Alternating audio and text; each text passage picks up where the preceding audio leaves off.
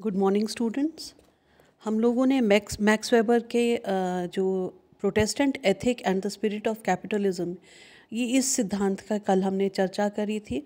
और आज हम ब्यूरोक्रेसी यानी कि नौकरशाही, जिसे कि अधिकारी तंत्र भी कहते हैं, अधिकारियों का शासन भी कहते हैं, कर्मचारी तंत्र भी कहते हैं, सेवक तंत्र भी कहते हैं, ये उसका जो अध्ययन किया था, उसका उन्होंने न सिर्फ उत्पत्ति और कार्यों की बात के बारे में जानकारी दी थी, बल्कि व्यवस्थित उसका अध्ययन करके उन्होंने नौकरशाही का एक आइडियल टाइप यानी कि आदर्श प्रारूप प्रस्तुत किया, जिससे हम किसी भी सामाजिक, आर्थिक, धार्मिक, राजनीतिक किसी भी संगठन या औद्योगिक संगठन के में जो को सुचारू रूप से चलाने की जो व्यवस्था है, उसको हम उसके बारे में हम जान सकते हैं।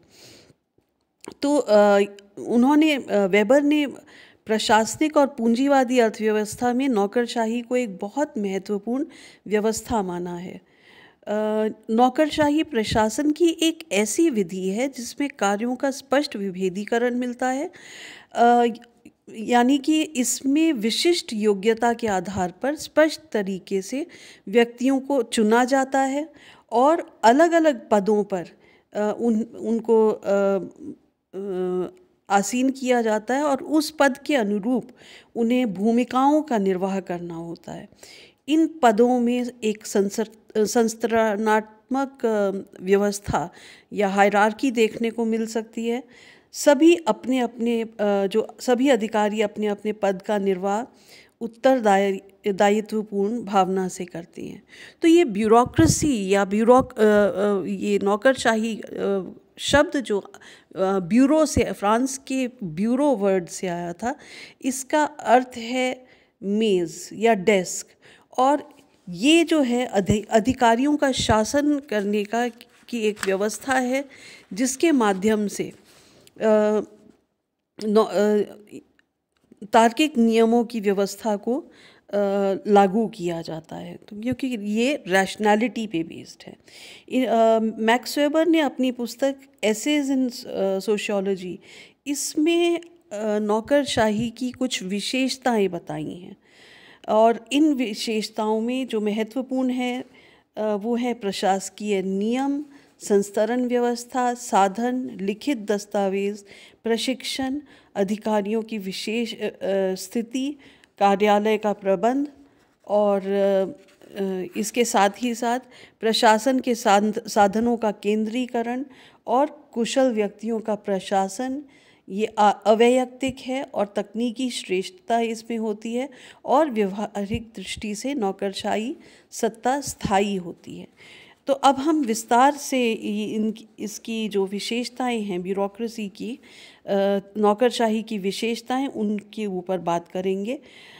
जहाँ तक प्रशासकीय नियमों की बात है, तो एक प्रशासकीय ढांचे में प्रशासकों और कर्मचारियों के कार्य क्षेत्र निश्चित तरह से विभाजित कर दिए जाते हैं, और इसमें 3 तत्व अनिवार्य रूप से मिलते हैं।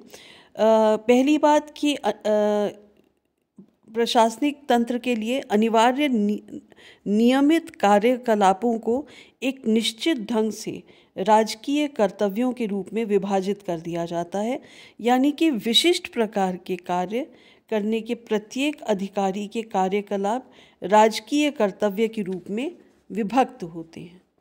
फिर दूसरी विशेषता ये है कि इन निर्धारित कार्यों को करने के लिए अधिकारी की आवश्यकता, सत्ता या अधिकार प्रदान किए आवश्यक सत्ता और अधिकार प्रदान किए जाते हैं, यानी कि अधिकारी की सत्ता नियमों पर द्वारा परिसीमित होती है। आवश्यक निर्देशों की परिपालना वो कभी कभी बल के प्रयोग से भी करते हैं।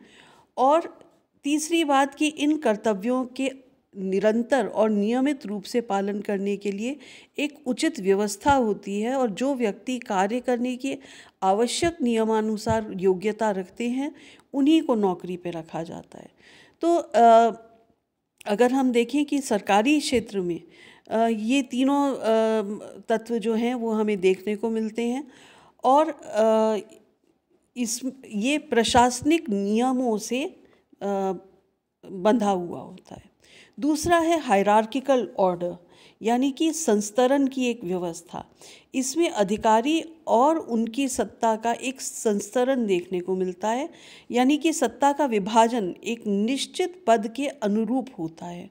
निम्न पदाधिकारियों के फैसलों के विरुद्ध उच्च अधिकारियों के पास अपील की जा सकती है, और उच्चता और निम्नता का यहाँ पे विभेदीकरण देखा जा सकता है। फिर एक जो विशेषता है वो है कि ये मीन्स हैं, यानी कि ये एक साधन है। ये सभी अधिकारी अपने कार्यों को पूर्ण करने के लिए प्रयोग में लाए जाने वाले साधनों के मालिक खुद नहीं होते।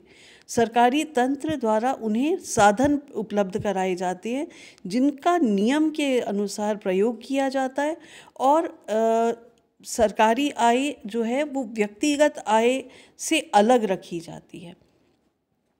फिर जो चौथी विशेषता है अधिक ब्यूरोक्रेसी की या नौकरशाही की, वो है रिटन रिकॉर्ड्स, यानी कि लिखित दस्तावेज़ पर बल दिया जाता है इसमें, और फाइलों और लिखित दस्तावेज़ों के माध्यम से कार्य का संचालन किया जाता है, जिसको पूरी तरह से सुरक्षित रखा जाता है। तो और अलग अलग विषयों के लिए अलग अलग फाइलें बनाई जाती हैं। फिर पांचवी विशेषता है ट्रेनिंग, यानी कि प्रशिक्षण। को सब लोग प्रशासनिक तंत्र में सीधा ही काम करने के लिए उपयुक्त नहीं होते हैं, इसलिए उनको कार्यालयों में कार्य के लिए विशेषीकृत रूप से उन्हें ट्रेनिंग प्रशिक्षण दिया जाता है, और कामकाज करने के लिए उन्हें सिखाया जाता है कि किस तरह से अधिकारी तंत्र में कार्य किए जाते हैं। फिर एक और विशेषता है स्पेशल स्टेटस ऑफ ऑफिसर्स, यानी कि अधिकारियों की विशेष स्थिति। यहाँ पे ब्यूरोक्रेसी में देखा गया है कि चाहे उनके अधिकारियों या कर्मचारियों के कार्य करने की समय अवधि निश्चित हो या ना हो, पर बड़े बड़े कर्मचारी निश्चित समय के उपरांत भी कार्यालय में बैठे रहते हैं, और क्योंकि उनसे एक्सपेक्टेड, उनसे ये अपेक्षित है। फिर मैनेजमेंट ऑफ ऑफिस भी इसकी विशेषता है, यानी कि कार्यालय का प्रबंध जो है वो कुछ सामान्य नियमों के अनुसार होता है जिन्हें सीखा जा सकता है। कार्यालय के अधिकारी जो हैं वो उसी तरह से शिक्षित होते हैं, और वो उसी प्रकार से उसका प्रबंधन में योगदान देते हैं। फिर एक और विशेष महत्वपूर्ण विशेषता है सेंट्रलाइजेशन ऑफ एडमिनिस्ट्रेटिव मीन्स, यानी कि प्रशासन के साधनों का केंद्रीयकरण।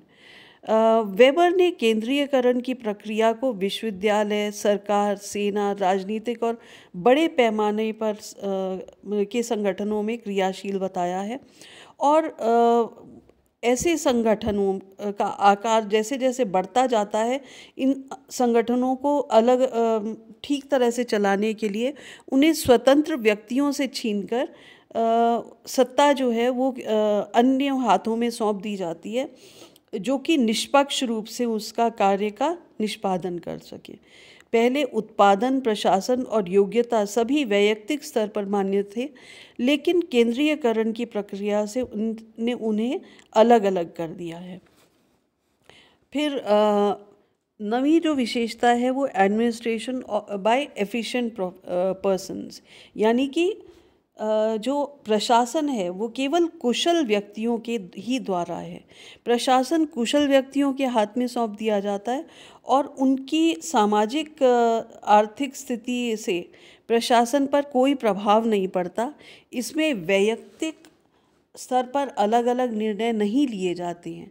सत्ता का प्रयोग नियमानुसार किया जाता है, और सभी व्यक्ति जो सत्ता से संबंध रखते हैं वैधानिक रूप से समान होते हैं। देखा गया है कि नौकरशाही में दक्ष व्यक्तियों का प्रशासन होता है, और नियुक्तियों का आधार शैक्षणिक प्रमाण पत्र और डिग्रियां उन्होंने ले लिया है।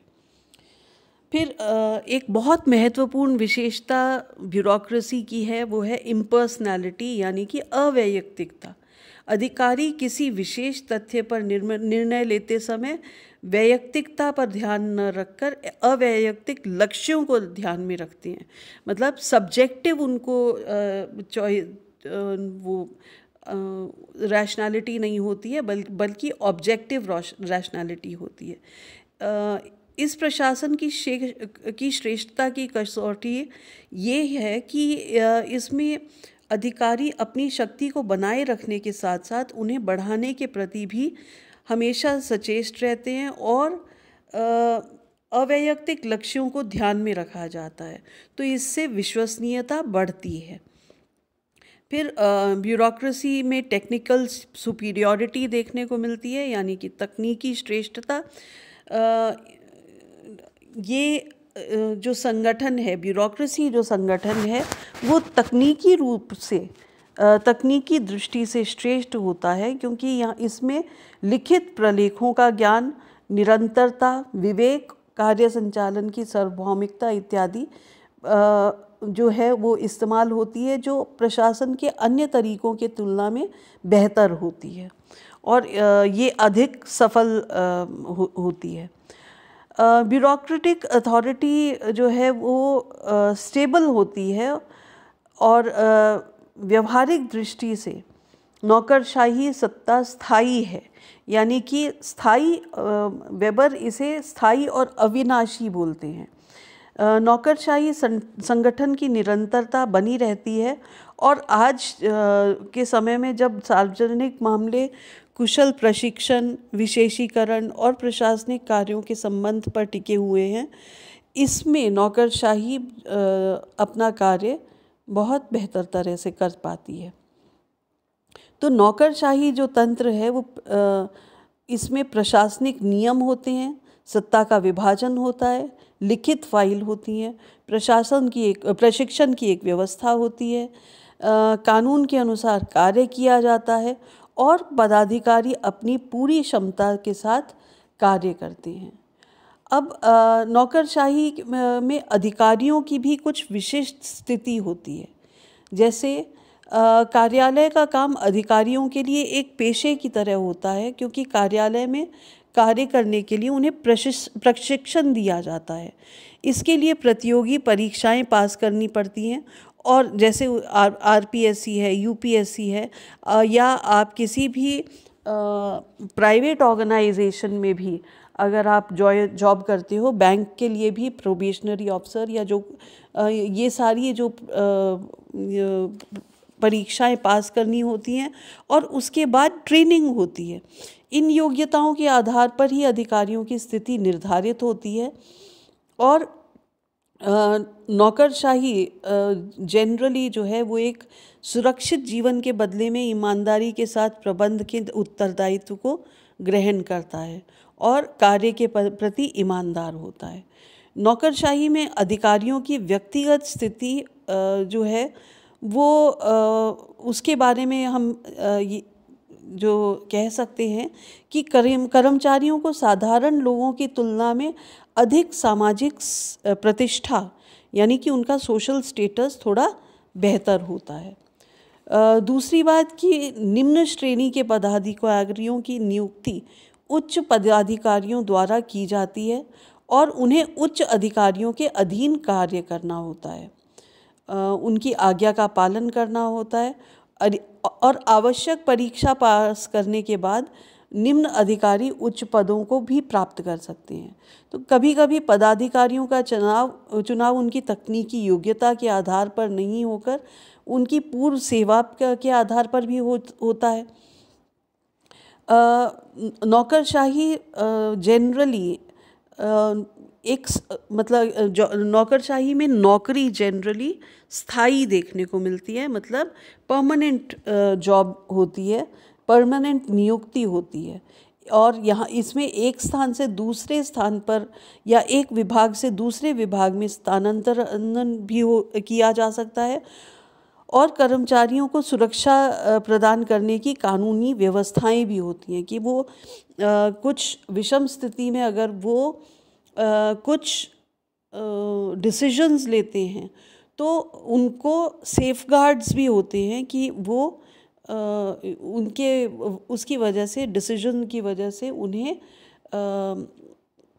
पर्सिक्यूट ना किया जाए। ये कार्य करने वाले जो प्रत्येक अधिकारी को एक निश्चित अवधि, जैसे नॉर्मली 1 महीने की अवधि में वेतन मिलता है, निश्चित धनराशि मिलती है। पहले जो नौकरशाही प्राचीन काल में जो रोम और मिस्र में जो नौकरशाही देखने को मिलती थी, उसमें वेतन के रूप में कुछ मतलब सामग्री प्रदान की जाती थी, जबकि मॉनेटरी चेंज आने के बाद या मुद्रा के आने के बाद अब नियमित रूप से महीने के बाद तनख्वाह मिलती है और अवकाश मतलब रिटायरमेंट के बाद उन्हें पेंशन भी मिलती है और वेतन का निर्धारण पद के अनुरूप होता है। हर कर्मचारी न्यूनतम पद या वेतन से उच्चतम पद या वेतन तक पहुंच सकता है, डिपेंडिंग ऑन उसकी योग्यता क्या है या उसके अनुभव क्या है उस पर। और नौकरशाही में कार्य को नियमित वेतन, पदोन्नति और वेतन वृद्धि के रूप में पुरस्कृत भी किया जा सकता है। तो ये हमने देखी कैरेक्टरिस्टिक्स, जो विशेषताएं हैं जो मैक्स वेबर ने नौकरशाही की विशेषताएं, उन नौकरशाही के आदर्श प्रारूप के संदर्भ में जो विशेषताएं बताई हैं वो थी। अब नौकरशाही किन कारणों से इसका जन्म हुआ या क्यों इतनी विस्तृत हो गई है, उसको भी जानना बहुत ज़रूरी है, क्योंकि नौकरशाही कुछ विशिष्ट परिस्थितियों के कारण ही विकसित हुई थी। जैसा कि मैंने पहले भी बोला, मुद्रा पर आधारित अर्थव्यवस्था का विकास जो है उसने नौकरशाही को जन्म दिया। मुद्रा प्रचलन से पहले अधिकारियों को मुद्रा के बदले में वस्तुएं दी जाती थीं और जब से मुद्रा का प्रचलन शुरू हुआ तब से अधिकारियों को मुद्रा के रूप में भुगतान किया जाने लगा। सब अधिकारी अब वेतनभोगी होते हैं और प्रजातंत्र के व्यवस्था में भी विकास होने से और बड़े बड़े उद्योगों की स्थापना के परिणाम स्वरूप भी नौकरशाही में वृद्धि हुई, उसका विकास हुआ। आजकल के समय में प्रशासन के क्रियाकलापों में बहुत ज़्यादा वृद्धि के कारण जटिलता आने लग गई है और इसकी वजह से भी नौकरशाही आवश्यक होने लग गई है। गुणात्मक दृष्टि से भी देखा जाए तो प्रशासनिक कार्यों का अत्यधिक विकास हो रहा है, जिसके लिए नौकरशाही व्यवस्था का खुद का भी विकास हो रहा है और आधुनिक पूंजीवादी व्यवस्था का भी नौकरशाही के विकास के साथ संबंध है।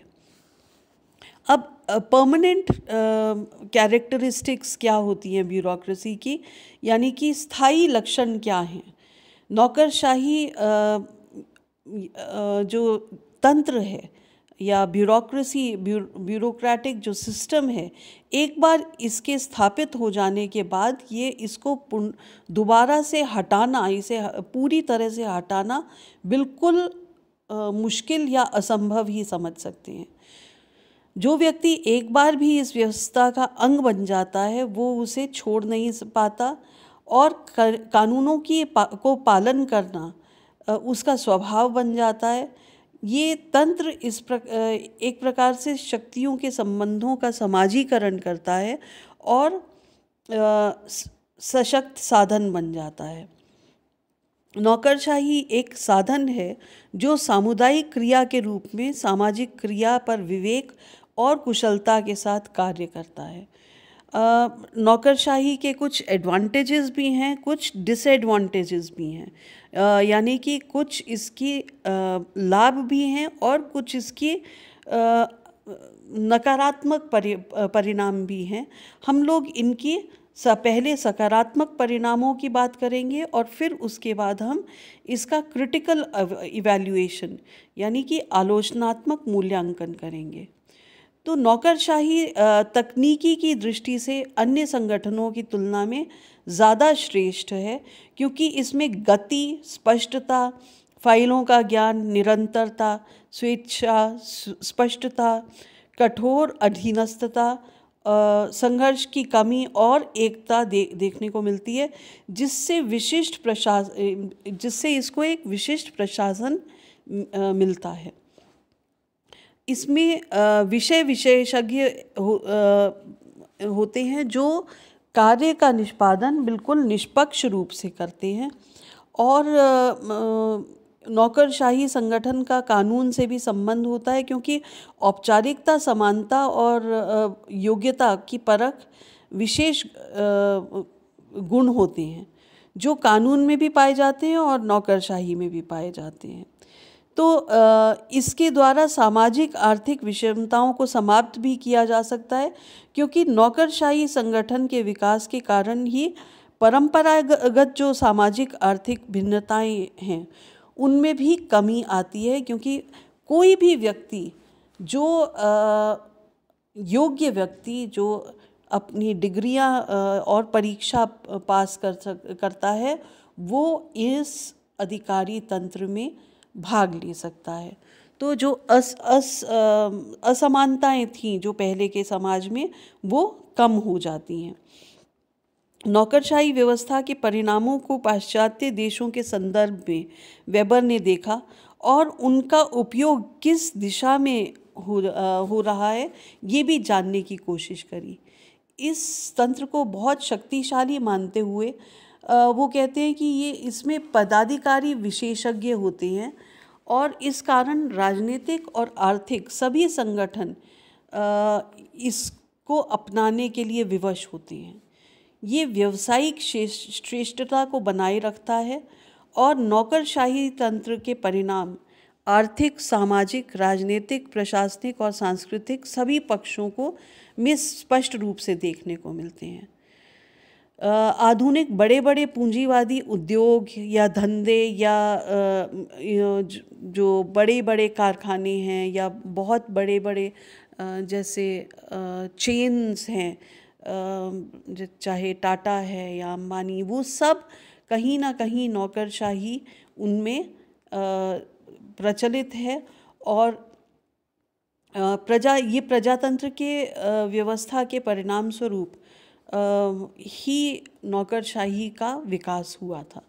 प्रजातंत्र में क्योंकि सभी लोग समान माने गए हैं, ऊंचे, तो इसलिए इसमें ऊंचे से ऊंचा पद पाने का सभी को अधिकार प्राप्त होता है, बशर्ते वो परीक्षा को पास करें और प्रशिक्षण लें। और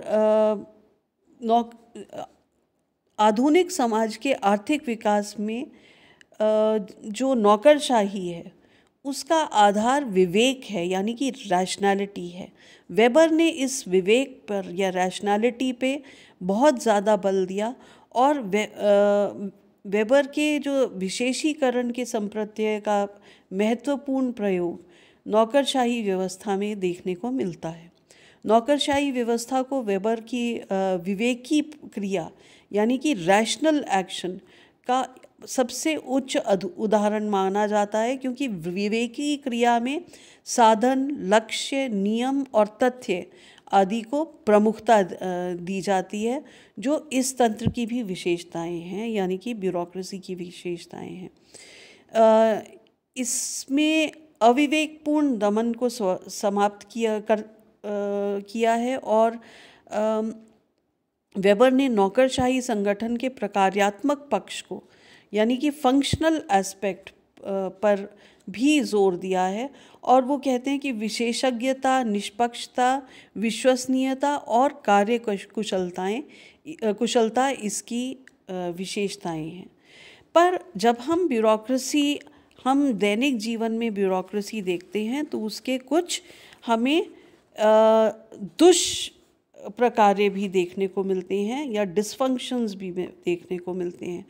तो ब्यूरोक्रेसी का एक हम मूल्यांकन इसलिए करना बहुत ज़रूरी है।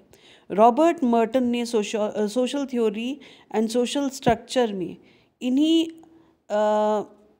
अप्रकार्य मतलब ब्यूरोक्रेसी के डिसफंक्शंस या नौकरशाही के अप्रकार्यों की ओर हमारा ध्यान दिलाया है कि किस तरह नौकरशाही व्यवस्था में विशिष्टता और नियम बंधन लोगों को यंत्रवत कार्य करने के लिए बाध्य कर देते हैं।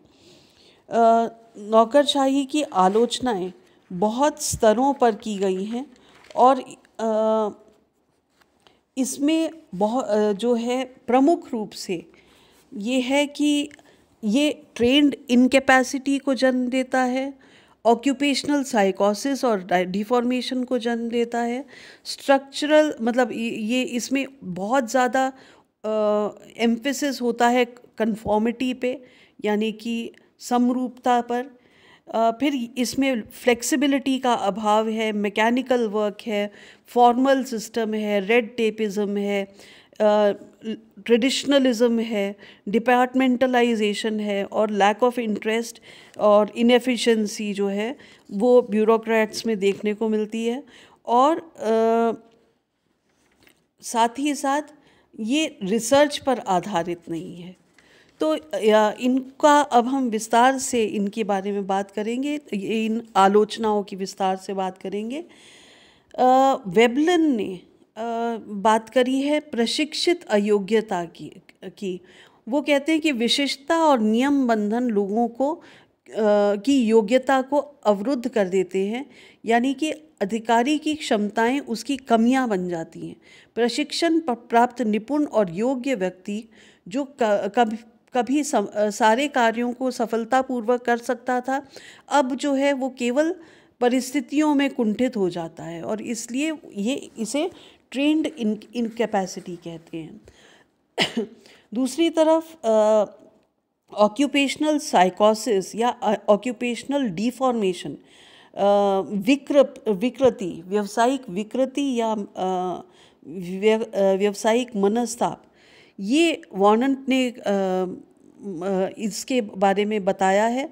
और इस व्यवस्था में नियमों के बंधन इतने कठोर हो जाते हैं कि लोगों को अपने व्यवसाय के प्रति मानसिक क्षोभ उत्पन्न हो जाता है। इसके साथ ही साथ लोग जो रुचि का अभाव, यानी कि क्योंकि नौकरशाही में नियमों के बंधन औपचारिकता और परंपरा का समर्थन करते हैं, इसलिए व्यक्ति के जीवन और व्यवसाय में नीरसता को जन्म देते हैं। यंत्रवत कार्य करने के कारण ये जो भी कार्य होते हैं वो बहुत ही धीमी और लंबी प्रक्रिया हो जाती है, जिसके कारण व्यक्ति को कोई उत्साह नहीं रहता। व्यक्ति के में कार्य के प्रति नवीनता या इनोवेशन या क्रिएटिविटी या आकर्षण वो ख़त्म हो जाता है। इससे कार्य में पहल करने की क्षमता भी नहीं रहती और पहल करने की क्षमता नहीं रहती, मतलब इनिशिएटिव की स्थान नहीं रहता और जीवन में नीरसता आती है।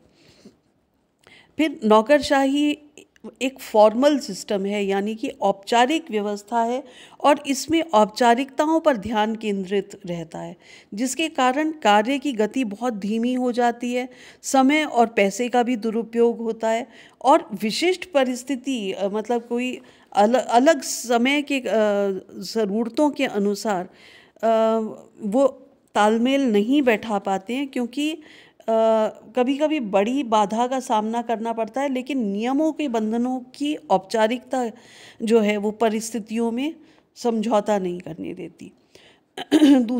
फिर ये मैकेनिकल वर्क इसमें बहुत ज़्यादा है, यंत्रवत कार्य, मतलब जिस तरह से आपको ट्रेनिंग दी गई है उसी तरह से आपको कार्य करना है, उससे अलग नियमों से अलग हट के काम नहीं कर सकते हो। तो पदाधिकारी एक ही पद पर बहुत लंबे समय तक कार्य करते करते ये लकीर का फ़कीर बन जाता है और केवल यंत्र की तरह कार्य करता है और नए नए प्रयोग करने की उसकी क्षमताएं, उसकी इनोवेशन और इनिशिएटिव की क्षमताएं नष्ट हो जाती हैं। अधिकारीगण परिवर्तित परिस्थितियों में भी कोई अनुकूल मतलब अडेप्ट अपने आप को नहीं कर पाते और केवल बनाए हुए प्रशासनिक नियमों के अनुसार ही कार्य करते हैं। और वही कार्य करना महत्वपूर्ण होता है और परिवर्तित परिस्थितियों का सामना करने के लिए ये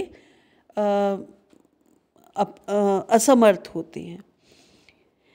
साथ ही साथ देखा गया है कि ब्यूरोक्रेसी में लचीलेपन का अभाव होता है, यानी कि फ्लेक्सिबिलिटी नहीं होती। समस्याओं को हल करने के लिए अधिकारी को जिस तरह से पहले प्रशिक्षण दिया उसी के को ध्यान में रखकर वो आगे भी कार्य करता है और कभी जब नई परिस्थितियां आ जाती हैं उनके अनुरूप जब स्वयं को बदलना पड़ता है, पर ऐसे में अधिकारी पहले के प्रशिक्षण के अनुसार ही कार्य करने के लिए बाध्य रहता है और प्रशिक्षण इस तरह से उसको असमर्थ भी बनाता है, क्योंकि अधिकारी नियमों का पालन एक इस सीमा तक करने लगता है कि परिवर्तित परिस्थितियों में वो नए नियमों को स्वीकार नहीं करता और अपने पूर्वकालीन प्रशिक्षण के आधार पर ही निर्णय लेता रहता है और इससे उसकी कार्यकुशलता समाप्त हो जाती है और नए प्रयोगों के लिए उसकी प्रवृत्तियां भी नष्ट हो जाती हैं। फिर एक बहुत महत्वपूर्ण जो आलोचना ब्यूरोक्रेसी की होती है वो है रेड टेपिज्म, यानी कि लाल फीताशाही। लाल फीताशाही ब्यूरोक्रेसी आपने देखा होगा, जितनी भी फाइल्स होती हैं, पहले फाइल्स होती थी वो फाइल्स को लाल फीते में बांधा जाता था। अब क्या है प्रचलन की फाइल एक नीचे के डेस्क से मतलब फाइल जो है नीचे से ऊपर जाएगी और ऊपर से नीचे आएगी, थ्रू प्रॉपर चैनल उसे जाना होता है और साथ ही साथ नियमों का पालन करना होता है। इसमें समय और श्रम काफ़ी बर्बाद होता है। जो डिसीजन जिस लेवल पे लिए जा सकते थे उसके अलावा भी उन्हें अन्य स्तरों पर भी उनसे उनके लिए अप्रूवल लेने की आवश्यकता पड़ती है। तो अधिकारीगण प्रक्रिया की औपचारिकताओं में विश्वास रखते हुए नियमों का कठोरता से पालन करते हैं और इससे कार्यों को संपन्न करने में बाधा होती है और बहुत देर भी होती है। औपचारिकताएं इस सीमा तक इम्पॉर्टेंट होती हैं कि व्यक्ति लक्ष्य की चिंता नहीं करता बल्कि साधनों को महत्व देने लग जाता है। मतलब जो हमारा ऑब्जेक्टिव जो उस समय का है वो महत्वपूर्ण नहीं होता, बल्कि जो प्रक्रिया है, प्रोसेस है, उसको महत्व देना लग जाता है। तो यही रेड टेपिज्म का जन्म निश्चित व्यवस्था, कार्य की निर्धारित गति, प्रगति का क्रम और नियमों के संपादन के परिणाम स्वरूप होता है और इसी कारण इसमें प्रत्येक क्रिया नियमों के अत्यधिक आबद्ध रूप से रहती है और इस वजह से काम में डिलेज, ब्यूरोक्रेटिक काम में डिलेज इसी वजह से देखने को मिलती हैं। फिर डिपार्टमेंटलाइजेशन, ये भी एक कमी है नौकरशाही व्यवस्था की कि इसमें सरकार के कार्य अलग अलग विभागों और खंडों में विभाजित हो जाते हैं और हर विभाग अपने को स्वतंत्र मानकर अपने अधिकार क्षेत्र को अपना साम्राज्य मानने लग जाता है और वो भूल जाता है कि वो समग्र का एक ही खंड है। और इस तरह नौकरशाही में समाज के अलग अलग से अलग रहकर कार्य करने की प्रवृत्ति बन जाती है और इसका परिणाम ये होता है कि किसी भी कार्य को करने के लिए व्यक्ति को इन विभागों के संपर्क में रहना पड़ता है। अलग अलग कोऑर्डिनेशन बहुत मुश्किल हो जाता है क्योंकि विभाग अपने को हर विभाग अपने आप को बड़ा समझकर और जनता से कोऑर्डिनेट नहीं कर पाता। फिर नौकरशाही ट्रेडिशनलिज्म को भी जन्म देता है, यानी कि अधिकारी तंत्र में औपचारिकताएं और नियमबद्धता अधिक होती हैं, जिसके कारण कार्य को परंपरागत तरीकों से ही संपन्न किया जाता है। कार्यालय की गोपनीयता, प्रक्रिया और परंपराएं ये कार्य की प्रक्रिया में बहुत मतलब इसको बहुत मंद गति देते हैं, बहुत स्लो हो जाता है कार्य, और इसके द्वारा जन सामान्य को प्रदान की जाने वाली सेवाएं रूढ़िवादी हो जाती हैं। उसमें नवीनता का अभाव होता है, इनिशिएटिव का, इनोवेशन का अभाव होता है, और ये विकास के विरोधी मानी गई हैं, और परंपराओं का निर्वाह करने की इसमें आदत अधिक हो जाती है। फिर एक और जो क्रिटिसिज्म, महत्वपूर्ण क्रिटिसिज्म है कि इसमें साध्य की तुलना में साधन का महत्व, मीन्स ज़्यादा इम्पॉर्टेंट हो जाते हैं और एंड्स इम्पॉर्टेंट नहीं रह जाते। अधिकारी वर्ग नियमों के बंधन में इस सीमा तक बन जाते हैं कि जो नियम किसी कार्य को करने के साधन के रूप में यूज़ होने चाहिए थे, वो कुछ समय बाद वो खुद लक्ष्य या साध्य बन जाते हैं, और साधन ही साध्य बन जाता है। तो ये इनएफिशिएंसी या अकुशलता को जन्म देता है, क्योंकि व्यक्ति की कार्य कुशलता को ये घटाती है, क्योंकि कर्मचारी यंत्रवत कार्य करते रहते हैं, यंत्र की तरह, मशीन की तरह काम करते रहते हैं, और वो अपनी कुशलता को दबा देते हैं। अधिकारी सामान्य नियमों का जो अर्थ लगाते हैं उसी के अनुसार ही वो कार्य करते हैं, और धीरे धीरे ये नियम ज़्यादा उपयोगी नहीं सिद्ध होते, और ये नियम लक्ष्यों की प्राप्ति में बाधक बन जाते हैं।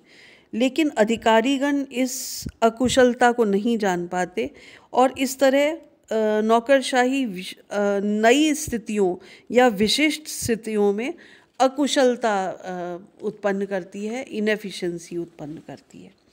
तो हमने देखा कि किस तरह से ये एक ऐसी शक्ति है जिसके कारण नागरिकों की स्वतंत्रता खतरे में पड़ सकती है, और ये शक्ति की भूख होती है, और धीरे धीरे नीति निर्माण के कार्य पर हावी हो जाती है। वास्तविकता में ये व्यवस्था, इस व्यवस्था में नियमबद्धता और औपचारिकताएं ज़्यादा देखने को मिलती हैं, और लोगों में उत्साह और इनिशिएटिव, पहल करने की जो क्षमता है वो ख़त्म होती चली जाती है, और स्वतंत्र होकर काम करने की भावना ख़त्म हो जाती है, इंडिपेंडेंट वर्किंग ख़त्म हो जाती है, और कुशलता के स्थान पर अकुशलता आ जाती है। हालांकि नौकरशाही तंत्र की ये अनेक कमियां हमने देखी हैं, लेकिन इसकी फंक्शनल एस्पेक्ट को हम नकार नहीं सकते। इसकी प्रकार्यात्मक जो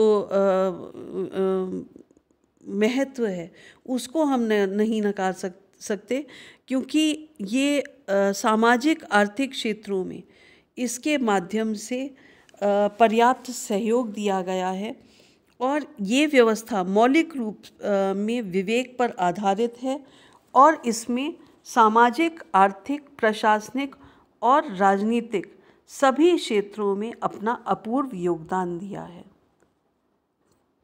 ये हमारा अभी नौकरशाही का आज हमने टॉपिक ख़त्म किया। कल हम सोशल एक्शन की बात करेंगे वेबर के। Thank you.